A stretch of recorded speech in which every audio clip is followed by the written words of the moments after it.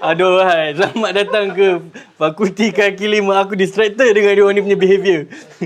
Now, kalau korang baru sampai ke sini, ini adalah program yang kita boleh cicir relax-relax. Sambil tu kita akan belajar teori muzik. Dan sebenarnya program ni, kalau ada yang tak tahu lagi, kita Fakulti Kaki Lima ni sebenarnya adalah satu program di mana kita akan lepak-lepak santai. Sambil tu kita belajar perkara-perkara asas dalam teori muzik. Tapi yang hari ni punya ni tak berapa nak asas lah. Dia dah level tinggi sikit.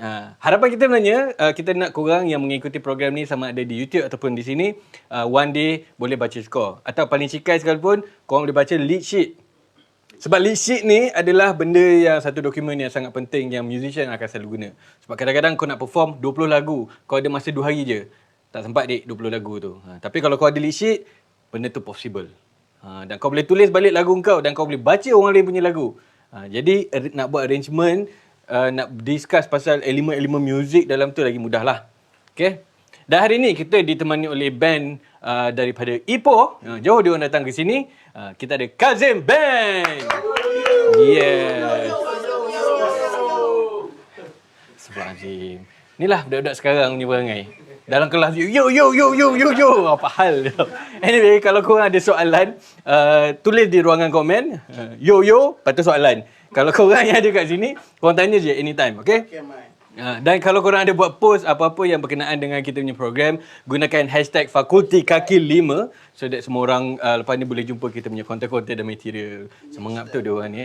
Agaknya dia orang dah dapat idea banyak kot bila kita think apa dia orang ni berada dalam kelas ni beberapa episod kan. Dah boleh buat drone bagai. Apa lagi korang belajar sebelum ni? Apa ni? Apa? Aduh, aku tak tahu lah dia ni. Parallel harmony semua tu. Sebelum ni kita dah belajar pasal tekstur dalam harmony. Kita ada implied harmony, drones, homophony, parallel harmony dan polyphonic. Kalau korang tak tahu apa benda semua ni, tengok episod yang sebelum ni. Sebab kita juga ada belajar pasal chord dan chord progression. Tapi chord tu kita tak sentuh sangat pun sebab itu dah level advance. Chord ni kita hanya bagi tahu basically sebab korang dah tahu bila korang main gitar dia ada 2 atau 3 lebih note, itu dah menjadikan dia chords. Yang C major ke G minor 7 flat 5 ke A dominant 7 ke, itu semua chords. Itu dia punya pasal chord tu saja dah boleh buat satu kelas, satu sem untuk kelas itu saja sebab dia sangat banyak. Sebab kita kena belajar sama ada dia yang classical. Kalau classical dia ada Neapolitan 6 lah, Italian 6. Itu semua susah. Lepas tu dah ada modern pula. Modern yang jazz punya pakai pula macam mana. Itu nak belajar chord, simbol-simbol dia, itu lain cerita. Mungkin kalau korang support, dan kita boleh ada Fakulti Kaki Lima season yang kedua. So korang kena support benda tu, bagi Havox. Kita nak tahu durian. Durian, bukan durian. Itu lain. Aduh, geram aku dia ni. Okay, dan juga chord progression. Aku distracted. Cikgu dah distracted. Dia orang ni durian-durian bagai kan.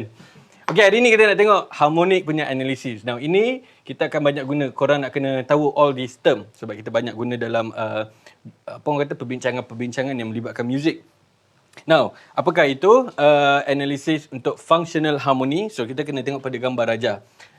Sebelum ni kita dah pernah belajar C major scale. Now, kita ambil C major sebab dia paling simple. Kita tak payah letak sharp ataupun apa-apa flat kat dalam scale tu. So, bila kita main C major, dan bila kita mainkan 3 note, root dia adalah C. So, kita akan panggil itu adalah chord 1. Itu adalah C major. And then, D minor itu adalah chord yang kedua sebab D itu adalah yang kedua. Sebelum ni kita dah belajar, kalau kita ada scale kita kena numberkan dia 1 2 3 4 5 6 7 8 tu kan. So, kalau kita main dia akan jadi macam inilah.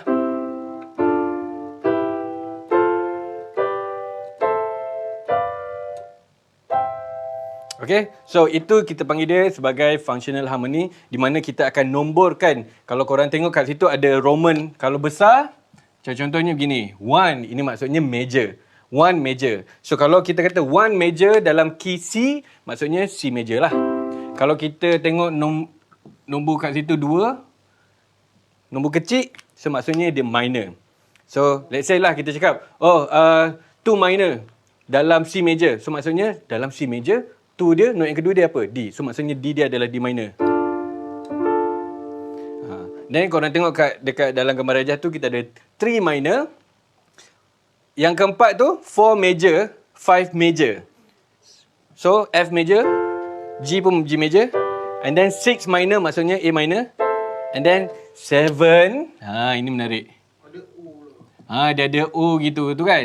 Ini maksudnya darjah Celsius. Pandai. Dihilang C je. Tapi kau jangan gebang orang dik. Tak baik dik. Dia ada bulat gitu je. Maksudnya itu adalah chord diminish. So 7 diminish. So maksudnya kita panggil dia 7 tu tadi, ini nombornya. So kita panggil dia sebagai B dim. Maksudnya B diminish. Ataupun ada juga yang tulis macam ni, B diminish. Tapi kita buat numbering gitu supaya kita tahu itu adalah sebab diminish ni dia adalah minor chord tapi fifth dia di flatkan juga. So dia patutnya bunyi dia gini, B minor. Tapi fifth dia kita flatkan, so dia jadi diminish. So ini kita panggil dia sebagai functional harmony di mana kita numberkan dia supaya senang untuk dianalisis. Sebab kita sedang bercakap tentang harmoni punya analisis. Okay?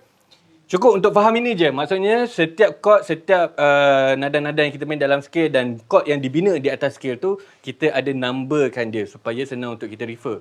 Ini yang maksudnya kalau macam kau main dengan MD kan, nanti MD kata pergi 4 major. So kita dah tahu kita tengah main dalam C major sekarang kan. Okay. Tapi kita tak tahu sekarang ni nak pergi chord mana kan. So korang punya MD nanti 4 major, 6 minor.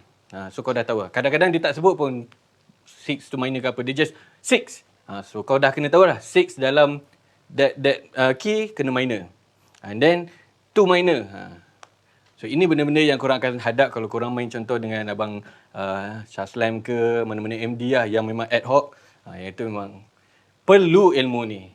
Sebab tu kalau korang belajar ni, aku cakap korang boleh main dengan semua orang dah. Kalau korang dah tahu benda-benda ni. Asas dia. Panjang pula cerita pasal functional harmony. Now, functional harmony, we leave it there. Sekarang kita nak tengok pasal harmonic rhythm. Now, harmonic rhythm ni, dia maksudnya, kalau dalam istilah muzik, harmonic rhythm ni kita refer kepada berapa cepat kita tukar chord tu dalam lagu tu. Temponya sama.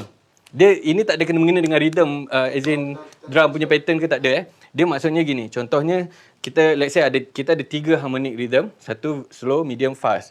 So kalau slow tu maksudnya dia lama baru kita tukar dia punya chord ke chord lain. Contoh bila kita main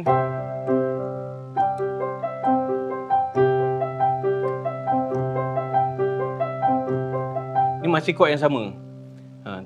Ta ta ta ta ta ta ta ta. So dia akan buat rasa macam tergantung tu. Okay, ini kita panggil dia sebagai aku teruskan. Dia dah mula merepek ni. Harmonic rhythm ni long one, very slow one. Maksudnya kita lambat nak tukar chord lain. Kalau medium maksudnya mungkin setiap bar kita akan tukar. Contohnya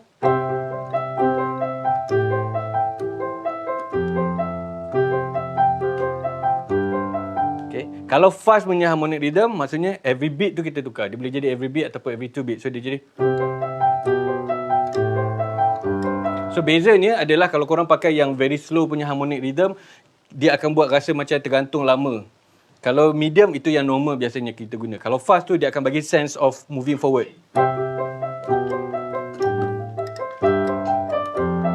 Kalau dah aku main.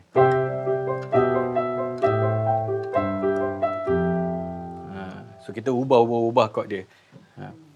Saya kena faham dia tak ada kena-mengena dengan rhythm yang gitar main. Dia sekadar berapa kerap kau tukar chords, kau tukar harmoni dia. Sama ada dia very slow, ataupun very fast, ataupun medium. Dan dia tidak, bila saya cakap slow, fast, medium semua tu, tidak pula dia maksudnya affect ataupun di-affect oleh tempo. Faham tak? Tempo tu tak berubah, tetap sama. Tapi kekerapan kita tukar chords tu. Alright, itu harmonic rhythm. Cadence, pernah dengar cadence? Tak pernah. Cadence basically adalah macam di habis lagu, habis kau punya melody tu, kau pergi ke chord mana. Kita ada sense of kita macam berhenti tu. Contohnya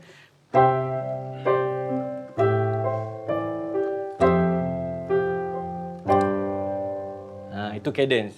Dia macam rasa ada pause ataupun temporary stop dekat situ. Ataupun habis lagu pun boleh agak.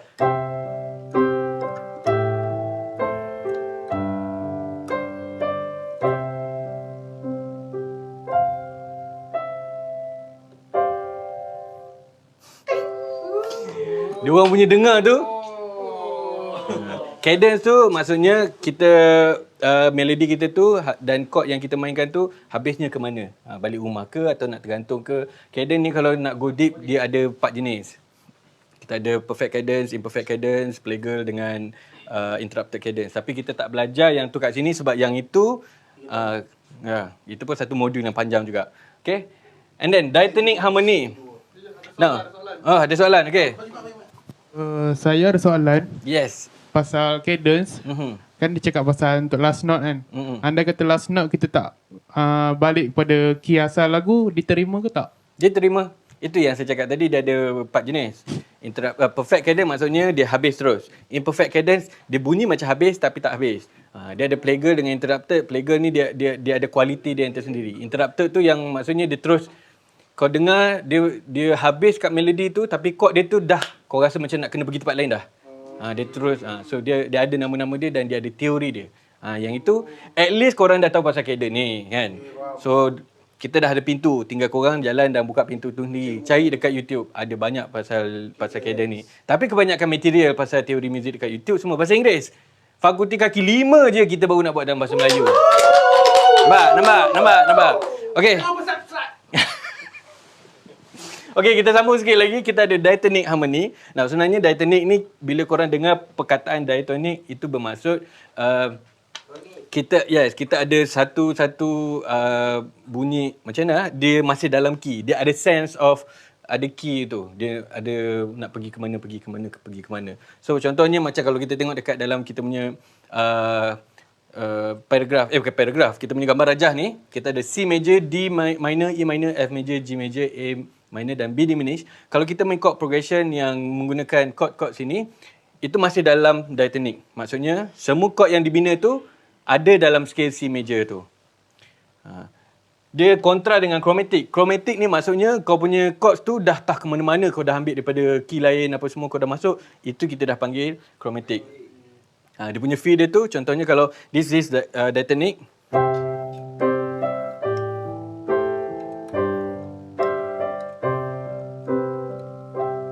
Kita masih dengar bunyi tu okey, tapi kalau chromatic tu dia dah boleh jadi macam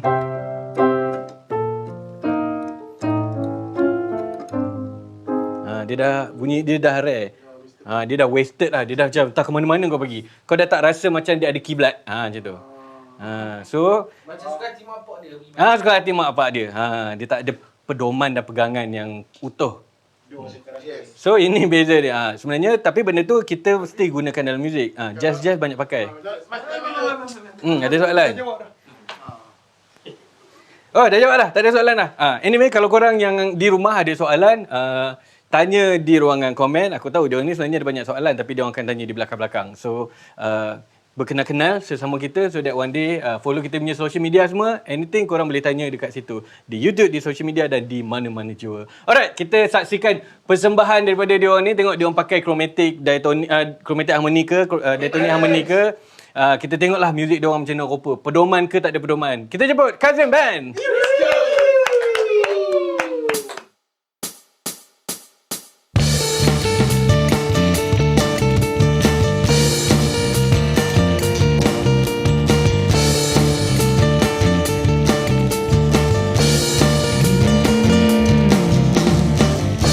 Untukmu yang ku sayangi, dengarkanlah lagu ini. Bukalah jendela cintamu untukku mencintaimu. Karena kini perasaanku seringkali ku terganggu. Mengapa aku pun tidak mengerti bila ku sendirian. Hatiku gelisah, mengapa kita sekadar sahabat.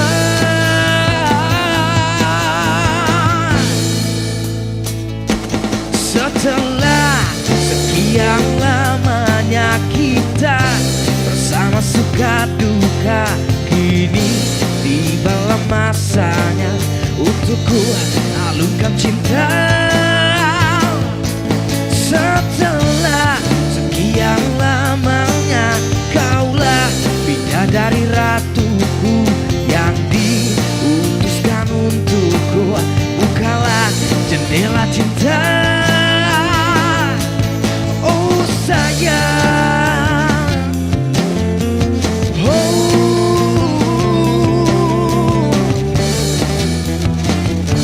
Jendela cinta.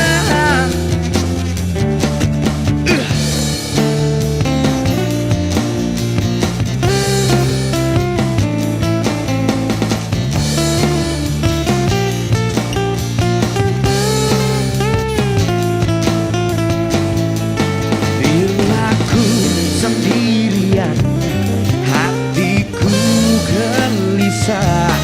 Mengapa kita sekadar sahabat?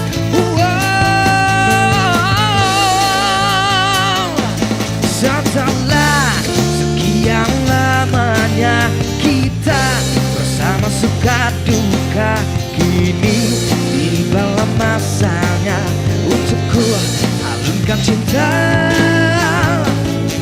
Setelah sekian lamanya kaulah bidadari ratuku yang diutuskan untukku. Bukalah jendela cinta. Setelah sekian lamanya kaulah bidadari ratuku yang diutuskan untukku. Bukalah jendela cinta, oh sayang.